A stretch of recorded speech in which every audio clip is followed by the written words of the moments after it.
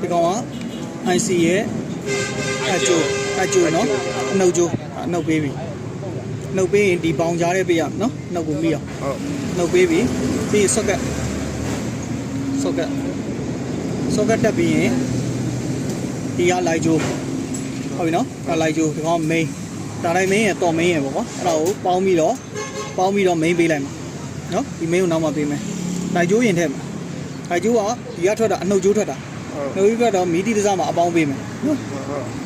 အဲ့ဒါရင်လိုက်ကျိုး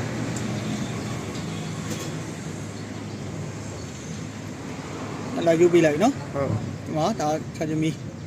ဟုတ်ပြီအဲ့ဆိုရင်ဒီမှာဗာပေးမလဲအပေါင်းပေးမယ်အပေါင်းပေးတာနဲ့ဗာလိမ့်ပြီလေမီလိမ့်ပြီအဲ့လိုမီလိမ့်ပြီလိမ့်ပြီဆိုရင်သူကဒါဆိုရင်မီငိမ့်မယ်အဲ့ဆိုရင်မီငိမ့်မယ်ဟုတ်ပြီနော်အကယ်အဲ့လိုမျိုးမစမ်းချင်ဘူးလိုက်ကျိုးနဲ့စမ်းချင်တယ်ဆိုရင်လိုက်ကျိုးကိုဖြုတ်လိုက်ကျိုးကိုဖြုတ်ပြီးတော့လိုက်ကျိုးနေရာကိုမီဒီကိုပမာထားမယ်မီဒီကိုပမာထားမယ်ပမာထားမယ်နော်ဟုတ်ပါဘူးဒီမှာထားမယ်လိုက်ကျိုးဒီမှာထားမယ်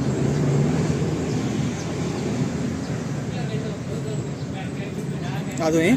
မီးကမိန်လေးပဲလင်းမယ်ဟုတ်ပြီနော်မီးဒီကိုဒီမှာထားတာနော်လိုက်ကျိုးဒီကနေမစမ်းတော့ဒီမှာစမ်းမှာဟုတ်ဒါဆိုရင်မီးကဘာဖြစ်နေလဲမိန်လေးလင်းနေတယ်အဲ့ဒါကိုကျွန်တော်ဒီမှာ main ပေးလိုက်တာနဲ့မီးကပိုလင်းလာ